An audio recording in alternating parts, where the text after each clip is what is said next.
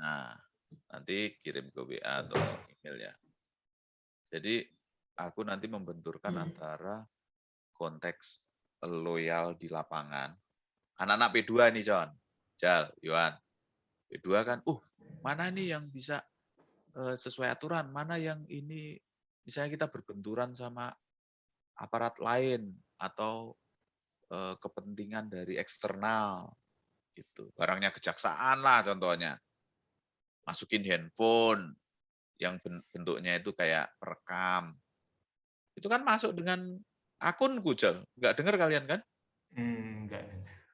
Itu aku daftarin emailnya di kantor kita. Nah, kayak gitu gimana kita memanai loyalnya seperti apa? Kalau di lapangan kan loyal seperti itu. Sedangkan di tataran penguatan organisasi, budaya organisasi kan loyalnya yang seperti ini. Bu Menteri datang, orang-orang berprestasi, terus citra organisasi bagus gitu. Terus dikasih penghargaan, apresiasi gitu kan terkait sikap loyal profesional gitu loh. Loyal itu sangat dekat dengan profesional di konteks ideal gitu. Nah, nanti di konteks lapangan barulah kita tanya ke Pak Agung dengan asam garamnya tadi, Jal. Jangan lupa nanti Coni, Rijal, Yohan nanti kita ngadep ke Pak Agung minggu depan. Ini konsepnya begini, ndak. Gitu. Konsepnya begini, ngomong-ngomong gini-gini. Kita setelah saya, moderator utama Pak Jarod nanti selesai bicara, kami ingin menggali lebih dalam terkait pengalaman komandan dalam penerapan profesionalisme loyal di lingkungan Bea Cukai. Dari era Pak Agung waktu mungkin pelaksana atau ini gitu. Nanti banyak Pak Agung dikasih waktu untuk bercerita. Makanya aku nanti akan kompres yang kita omongin dari awal sampai pertengahan tadi. Gitu. Biar aku nggak terlalu banyak ambil slot untuk ngomong. Dan kita sampaikan di akhir nanti ini baru awalan dan permulaan podcast Gotong Royong. Nanti Gotong Royong jilid 1 kan. Nanti berikutnya Gotong Royong jilid 2 bisa soal misalnya hobi anak-anak muda di KPPBC, hobi apa gitu. Soal apa, tapi ya konsepnya rancang bangunnya itu kita sudah sampaikan. Materinya itu seperti ini mulai dari tadi pendahuluan apa-apa biar mudah nanti, biar lebih runut dan gampang pendengar itu lebih enak gitu mendengarkan apa sih maksud dari apa internalisasi maupun pembahasan di platform kekinian kan gitu. Tanpa mengurangi makna atau esensi dari yang mau disampaikan. Gimana, Jal? Ada pertanyaan, John, menurutmu biar John? Belum ada nih. Biasanya John ini nek ditakoni gue ngomong, ya menurut saya buat teman-teman yang lagi bekerja, kita tidak hanya menyelamatkan diri kita, tapi juga menjaga kesehatan rekan-rekan sekerja kita. Gitu kan, John, awakmu? Nah, butuh ide-ide yang bernas dari seorang Coni yang menyikapi loyal di era kekinian sekarang siapa kita biar juga karena dari jurusanku kan sebenarnya jurusan ini apa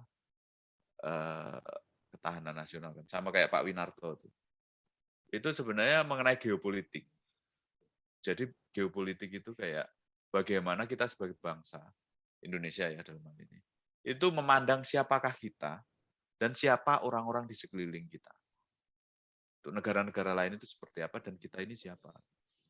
Itu harus kenal dulu konsep geopolitik itu butuh siapa kita dan apa peran kita dan apa siapa di sekeliling kita dan siapa mereka. Kayak tadi aku bilang RRC seperti King Kong di dalam kelas hitam gede diem gitu. Dia lagi membangun atau membangun kekuatan baru ya gitu. Terus kita siapa gitu. Ya kita tidak bisa pungkiri sama seperti analogiku tadi ke Bringharjo. Kalau kita ke situ terus kita belajar malak atau malak ya, tahu ya malak itu. Iya. Malak gitu terus. Tapi di situ kan ada polisi, ada apa. Kalau kita nggak bawa preman besar kan, yang tatoan badannya gede, ya kita akan di ini. Kalau pengen kita sukses ke depannya ya, maksudku di era perdagangan bebas itu, yang seperti Rizal bilang tadi, saling berperang ya, diajak berperang di ring tinju kan gitu, saling baku hantam gitu ya, kita harus, kalau kita merasa diri kita itu Indonesia itu bangsa yang besar, aku akui itu. Tapi dalam konteks perdagangan internasional, kita itu tidak dipungkiri kita ada kelemahan. Untuk itulah perlu diplomasi, perlu kerjasama dengan negara-negara maju. Gitu. Dengan preman besar tadi loh, sebelum masuk ke Beringharjo, nawar barang. Kalau ada preman kan, silakan Pak. Kita nggak perlu ini teriak-teriak atau apa. Cukup bawa kawan besar aja. Nah, masuk ke sikap loyal ini tadi. Karena salah satu kunci keberhasilan pembangunan budaya organisasi adalah pada fenomena loyalisme, loyalitas di lingkungan DJBJ. Jadi dari pucuk pimpinan sampai ke level staf pelaksana itu mereka ada garis gitu, garis-garis komando yang diarahkan gitu tanpa keluar dari koridor aturan kan gitu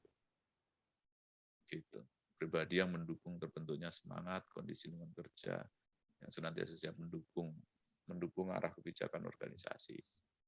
Contoh kecil aja ya loyal ini, ketika ada peraturan baru mengenai penurunan tanda pangkat, ya enggak, bagaimana Pak Agung menyikapi itu. Nah, itu penting tuh. Itu kayak internalisasi loyal. Oh, menurut saya begini. Dia kan udah pakai melati 3 tuh. Udah nggak bintang lagi, bagaimana Bapak menyikapi itu. Apa perasaan Bapak? Nah, itu.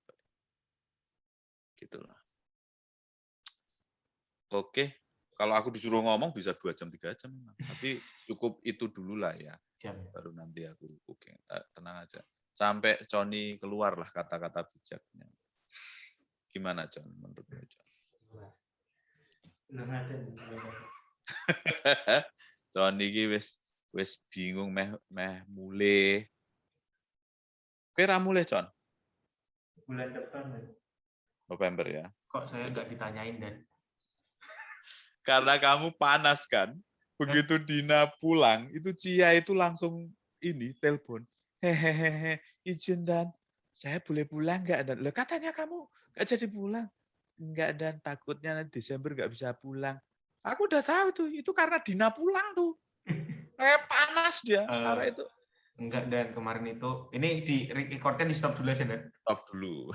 Stop,